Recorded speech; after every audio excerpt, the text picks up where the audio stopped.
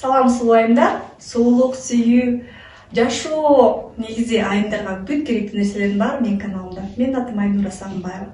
Чач эмне себептен түшөт? Бүгүн ошол тууралуу видео тартайлык деп чечтик. Менин жанымда биздин клиниканын дарыгери, врач-трихолог, чач боюнча адис Айсара Апунова Жапар эжекебиз.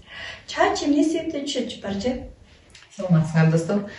Чачтын түшкөн себеби көп. Эң биринчиден биз чач өзүнчө бир орган болгондуктан бул чач эндокринологиялык нервный системанын көз каранды. Если эндокринология системасынын оорулары болсо, мисалы үчүн зоб, жанакы пролактин, тестостерон гормондору көбөйүп кетсе, ошондон болушу да мүмкүн. Когда организм стресс алганда, ошондон.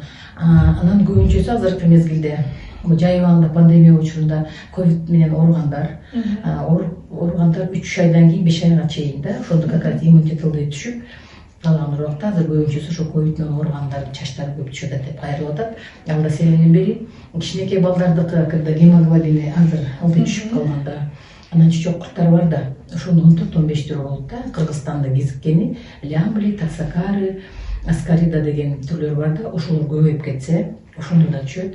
Анан айымдар частый роду ошол көптөрөттөн баягы ошондон түшөт. Онкология оорулары болгондо түшөт. Хроническая усталость деп коет го, убакыт жок, ошондо дагы түшөт. Анан жаз мезгили, азыр жаз келип атпайбы, азыр иммунитет ылдый түшүп атпайбы, витамин аз. Мурунку жаз күз мезгилинде биз витаминди калышыча жейбайбыз, кымбатчылык.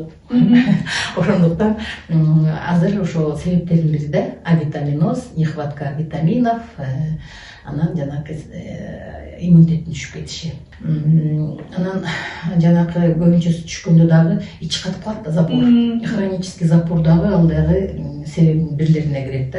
Анан стресс алганда, организм стресс алгандан да көп болот. Анан ар бир ооруда дагы бир системанын оорусу бир системага да таасир этет. Демек чачтын оорусу, чач түшкөнү бул жалпы организмдин оорусун же жалпы организмдин бир функциясы жакшы иштебей атканын билдирет экен да, Чач түшүүгө кандай анализдер тапшырыш керек? Ошону дарылоо кандай ыкмалары бар, кандай каражаттар бар? Дарылоо жолдору жөнүндө биз эмки видеону тартабыз деп ойлойм. Урматтуу достор, чач боюнча кандай тема сиздерди кызыктырат? Ошону комментарийге жазыңыздар. Сөз биздин каналга катталыңыздар. Дагы сонун кызыктуу видеолор болот, анан албетте лайк басыңыздар.